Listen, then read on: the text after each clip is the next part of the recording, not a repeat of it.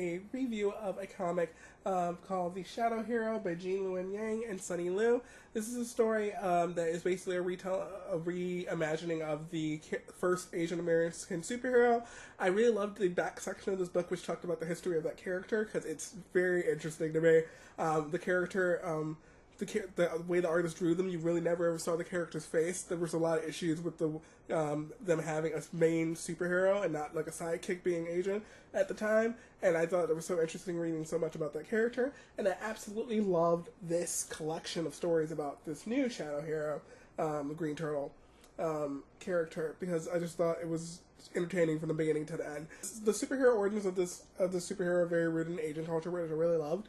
It starts back on the first page. It's like 1911, the collapse of the Qing dynasty. You meet the different spirits of these animals, and then it goes from there, essentially. And essentially, these spirits have to live in the shadow of a human in order to survive after a certain point. And the Green Turtle bonds with our main character, Hank's father. And when they bond with the person, they have to, the person, I'll bond with you and I'll grant you one wish for as long as I'm bonded to you, type of thing. I'm not going to say what Hank's father's wish was or what his is later on in the story, but yeah, that's kind of like the deal that the spirits makes with the humans so that they can continue to live. And then throughout the story, what I thought was just super interesting is, like, after that, we learn a little bit about how his father came to America, then how his mother came to America, and then their life there, which is not the best life for either of them. But then you see how the parents having him and then growing up, and then you meet his mom on a day of her work job, and essentially the mother sees some type of crime happening and gets saved by a superhero, and then she wants Hank to become a superhero. So Hank is trying to be a superhero before his mother, well before he has any abilities or any reason to be a superhero. He's not even much of a good fighter, and his mother is trying to make him a superhero. I'm talking about throwing him in toxic waste and chemicals and doing anything she can to try to make him a superhero. Then she realized, oh, not all superheroes have to have power, so we're gonna have you training. And he starts training, learn how to fight with an uncle or something like that. And his mother is just pushing him to be a superhero. She even makes a costume for him and all that. And it's really, really great. It's actually really, really hilarious. And I just I really enjoyed that entire arc of the story. And what I really liked about Hank's story is he does have a reason to be a hero later in the story. He finds his own reason to be a hero, and then even after that, I feel like he's really making his decisions for himself, which I really loved. He does make some really bad decisions in the story where I'm just sitting there like, that it's going to end so badly for you while you're doing this, but it's also something you see in a lot of superhero stories.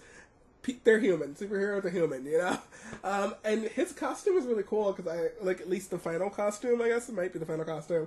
It's just, he's not wearing a shirt under here. He's just shirtless with the cloak and the mask.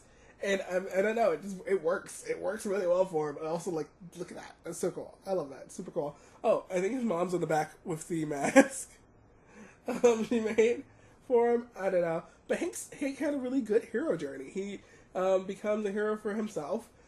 He's so loyal to his family, and I just loved seeing that. He's just a really genuinely good person. I kind of wish he was a little more flawed. I feel like there's a point in the story where he just does the thing that's good without even thinking about the possibility of doing something a little worse, when I feel like everyone would have a little bit of a hesitation there, because he could.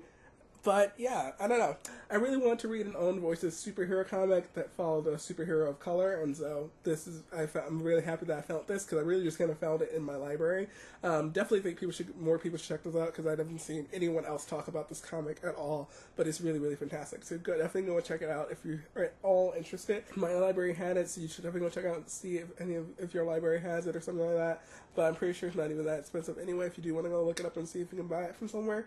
But yeah, definitely go check it out. I'll have a link to its stuff down below, Goodreads, Amazon, things like that, down below in the comics, in the description for the video.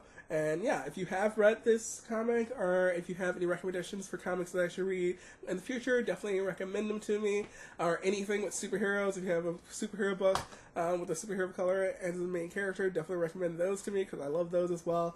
And I will see you all in my next video. Hopefully not as sick as I am now. I don't know if you guys can tell that I'm sick from my voice right now, but like, I'm slowly recovering. This is why the video output has been slow recently, because I am not as well as I could be right now.